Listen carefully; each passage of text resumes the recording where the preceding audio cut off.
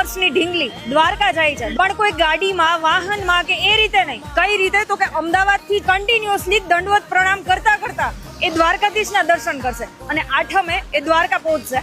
બેટા તારું નામ શું છે? એન્જલ. એન્જલ, તારી ઉંમર શું છે? 6 વર્ષ. તું થાકી નથી ગઈ આ રીતે તું જાય છે તો? નહીં થાકી. નહીં થાકી. આજે પદયાત્રામાં નીકળી છે એને કેટલા દિવસ થયા?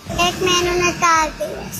આજે 5મો દિવસ છે અને એને મને એવું કીધું કે મારે પપ્પા દંડવત કરીને જ મારે દ્વારકાધીશને મળવા જવું છે, મારા કૃષ્ણાને, કે હું પણ કાનો છું અને એ કાનાને મારે મળવા જવું છે. તમે ત્યાંથી અહીંયા પહોંચ્યા તો રસ્તામાં લોકોનો કેવો સહયોગ? સહયોગ મળ્યો છે બધાનો. અમુક જગ્યાએ તકલીફ પડી છે પર એક્સેપ્ટ કરી છે અમે. આ ઢીંગલી છે એ અમદાવાદ થી રાજકોટ સુધી પહોંચી છે, પણ હવે રાજકોટ થી દ્વારકા સુધી એને રસ્તામાં કઈ તકલીફ ના પડે તો આ વિડીયો લોકોને એટલો શેર કરો અને એટલો સપોર્ટ કરો કે જેથી કરીને આ ઢીંગલીને કે એના પરિવારને છે આ યાત્રામાં ક્યાંય અડચણ ના થાય. સર, તમારો જે રૂટ છે એ એક તમે કહી દો. અહીંથી કાલાવાડ થઈને આપણે લાલપુરા થઈને કે છે ને ત્યાં થઈને જવાનું. તો કાલાવાડ, લાલપુરા રસ્તામાં ક્યાંય પણ તમને આ પરિવાર છે, આ ઢીંગલી છે દેખાય તો એકવાર એ ઠાકોરજીના દર્શને જરૂરથી આવજો અને એકવાર આ ઢીંગલીને મળજો જરૂર, કેમ કે એની જે શ્રદ્ધા છે એ શ્રદ્ધા કંઈક અલગ જ છે.